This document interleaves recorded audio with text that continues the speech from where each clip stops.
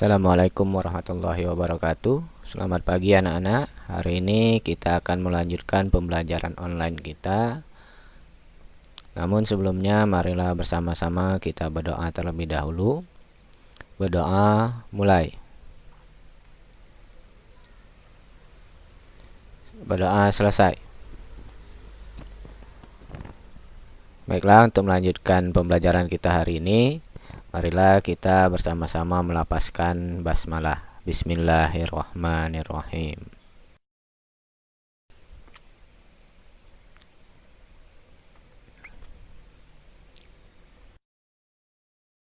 Hari ini masih di bab 3 tentang perumusan dan pengesahan Undang-Undang Dasar Negara Republik Indonesia tahun 1945.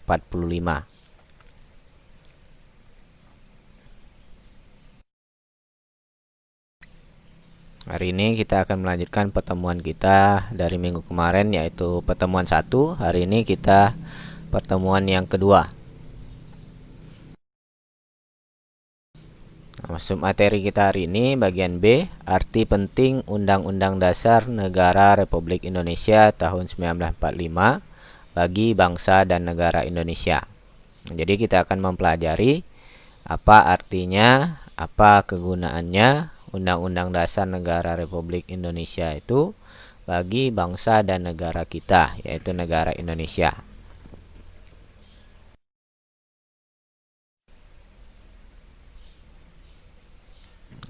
Sebelumnya kita akan mengetahui dulu apa kompetensi dasar atau kemampuan dasar yang diharapkan kalian dapatkan setelah mempelajari materi ini.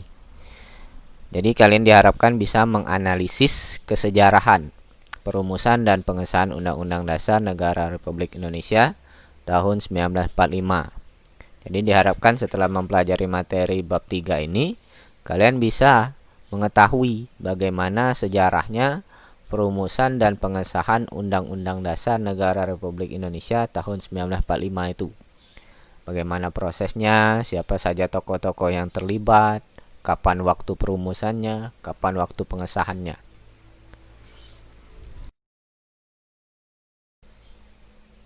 Nah, tujuan pembelajaran kita hari ini, yang pertama menjelaskan fungsi konstitusi.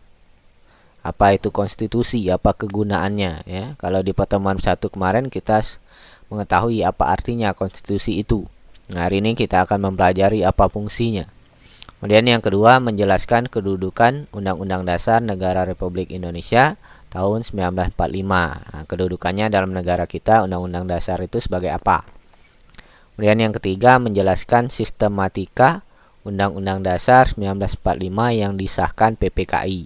Nah, sistematika, susunannya. Bagaimana susunan Undang-Undang Dasar 1945 itu ketika disahkan oleh PPKI? Apakah sama seperti sistematika atau susunan yang sekarang setelah diamandemen? Itu yang akan kita pelajari pada hari ini. Baiklah, kita masuk materi yang pertama, fungsi konstitusi. Yang pertama fungsinya itu penentu dan pembatas kekuasaan negara. Jadi dengan adanya konstitusi, dia bisa menentukan dan membatasi kekuasaan negara itu, sehingga tidak terjadi pemerintahan yang sewenang-wenang atau otoriter. Jadi pemerintah atau bisa presiden, raja, ya, itu dibatasi oleh konstitusi dalam melaksanakan kekuasaannya di negara. Kemudian yang kedua, pengatur hubungan kekuasaan antar organ negara dengan warga negara. Nah, di dalam konstitusi itu diatur bagaimana kekuasaan organ negara atau lembaga-lembaga negara itu dengan warga negaranya. Bagaimana mereka mengatur rakyatnya, bagaimana mereka mengatur lembaga-lembaga negara yang ada di dalam negara itu. Itu ada di dalam konstitusi. Kemudian yang ketiga, pemberi atau sumber legitimasi terhadap kekuasaan negara. Pemberi atau sumber legitimasi. Nah, legitimasi itu sah atau legalitas. Ya. Jadi negara itu punya kekuasaan, bisa memerintah rakyatnya itu secara sah, karena diberikan oleh konstitusi, diatur di dalam konstitusi. Kemudian yang keempat, penyalur atau pengalih kewenangan dari rakyat kepada organ negara. Nah, dengan adanya konstitusi, rakyat itu bisa menyalurkan atau mengalihkan kewenangan kekuasaannya kepada organ negara, lembaga-lembaga negara, pemerintah negara. Seperti kita ketahui, yang berwenang dalam negara itu ialah rakyat. Nah, rakyat ini memberikan kewenangannya, kekuasaannya kepada lembaga negara atau pemerintah. Kemudian yang kelima, sarana pengendalian, rekayasa, dan pembaruan masyarakat. Nah, konstitusi itu sebagai sarana alat untuk mengendalikan masyarakat, merekayasa, dan memperbarui masyarakat. Dengan adanya konstitusi, ya, rakyat itu bisa diatur bagaimana mereka di dalam negara itu bertingkah laku, saling berhubungan. Itu diatur di dalam konstitusi. Kemudian yang terakhir, simbolik pemersatu, pusat upacara, dan identitas kebangsaan. Nah, konstitusi itu dia sebagai pemersatu dari keberagaman yang ada di dalam negara itu, dan juga sebagai identitas dari bangsa itu. Apa ideologinya, bagaimana pemerintahannya, itu identitasnya kebangsaan. Kemudian yang kedua, kedudukan Undang-Undang Dasar Negara Republik Indonesia tahun 1945. Yang pertama, Undang-Undang Dasar itu bersifat mengikat. Nah, mengikat di sini berarti terhadap seluruh warga negara semuanya harus mematuhi Undang-Undang Dasar tanpa terkecuali. Baik itu pemerintahnya, baik itu rakyatnya, ya. Tidak peduli dia laki-laki atau perempuan, besar atau kecil, kaya atau miskin, semua harus mematuhi Undang-Undang Dasar. Kemudian yang kedua, berisi norma-norma penyelenggaraan negara. Nah, di dalam Undang-Undang Dasar itu terdapat aturan-aturan dalam penyelenggaraan negara. Bagaimana negara itu dilaksanakan, dijalankan. Itu berada di dalam Undang-Undang Dasar. Kemudian yang tiga, sumber hukum tertinggi. Undang-Undang Dasar itu sebagai sumber hukum tertinggi. Artinya tidak ada lagi hukum yang paling tinggi selain Undang-Undang Dasar. Nah, peraturan-peraturan yang lain mereka harus berpedoman atau berpatokan kepada Undang-Undang Dasar. Tidak boleh bertentangan. Kemudian yang keempat, alat kontrol atau pengendali.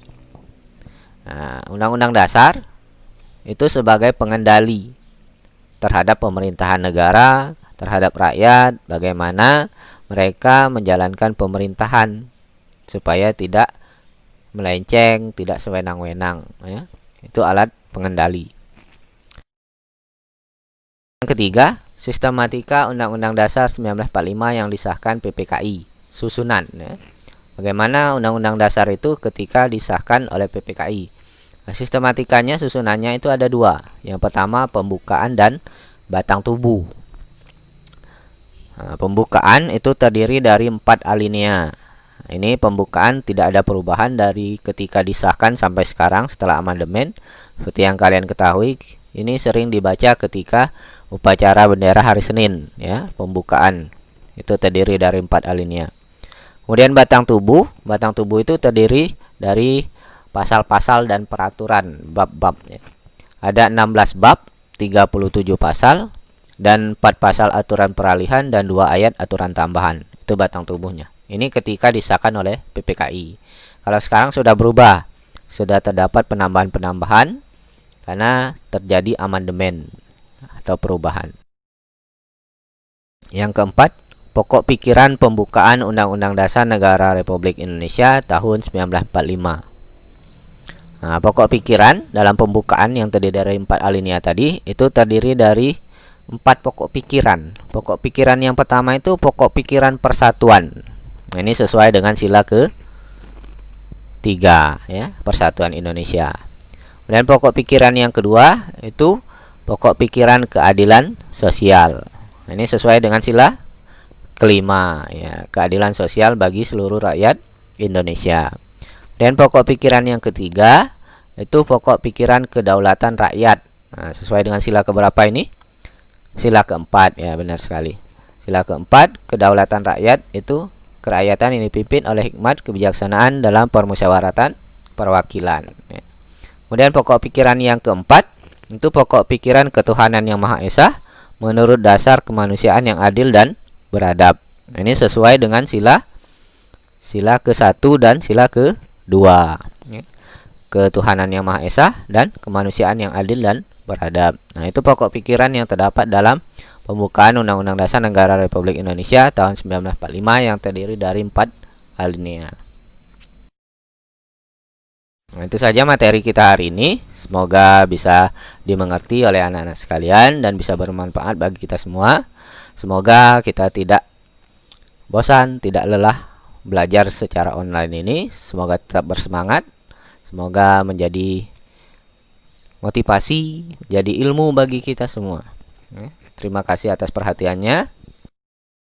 Untuk pembelajaran kita hari ini, marilah kita bersama-sama melapaskan hamdalah. Alhamdulillahirabbil alamin. Bapak akhiri, wassalamualaikum warahmatullahi wabarakatuh.